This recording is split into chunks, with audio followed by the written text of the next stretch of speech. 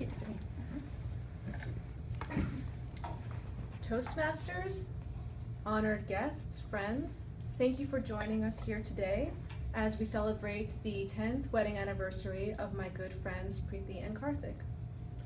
Preeti asked if I would give a few words on this occasion, and I said, of course, I'm in Toastmasters now. I know exactly what I'm doing. And then the panic set in, as I remembered and was rankled by all the terrible wedding toasts I've given over the years. And also that I had no idea what to say. I felt like our experiences and expectations of marriage were so different. My friend Preeti was introduced to her husband in India. They decided that they got along, and 6 months later they got married. My husband and I met in college. We dated for many years. We lived together. We had a dog together. And then we finally got married 6 years later. So again, I thought, I don't know what to say. These are very different views of marriage.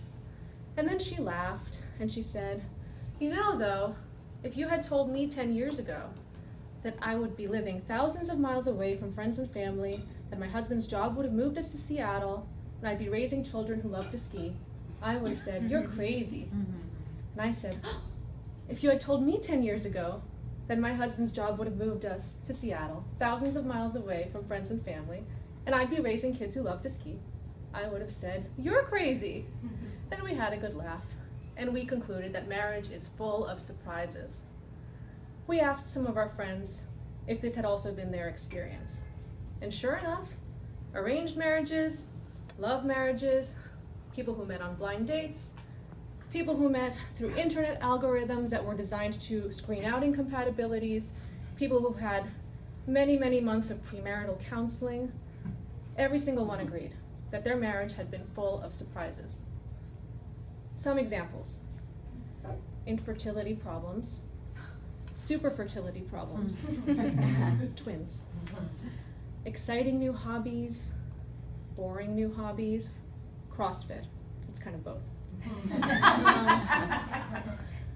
Gaining weight, losing hair, gaining a beard, overly involved mother-in-law, not involved enough mother-in-law, thermostat settings, recessions, losing a job, going back to school, different parenting styles. And throughout all of these surprises, there were two parts. There was the thing that happened itself, and there was also the way that the two people in the relationship responded to the surprise. Marriage is full of surprises. So, what do we do about these surprises? Well, we have to think, first of all, rationally, that in 10 years a lot can happen. Whether you're married or not, I guarantee if we all think back to 10 years ago, we are not where we thought we would be professionally and personally. 10 years can be 2, maybe 3 US presidents, which brings me to a Wall Street Journal article I read recently that noted that all across America right now, happy, stable, loving marriages with strong family values have been rocked to the core by the rise of Donald J. Trump.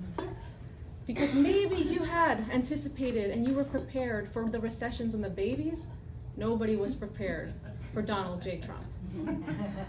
Surprise! Well, I look at our good friends here, Preeti and Karthik, and I think, what can we learn from their example? It's the usual mushy stuff. They love each other, they like each other, they respect each other, they compromise with each other. I think there's a fifth element at work here too, though. They can laugh together. They have such a great sense of humor.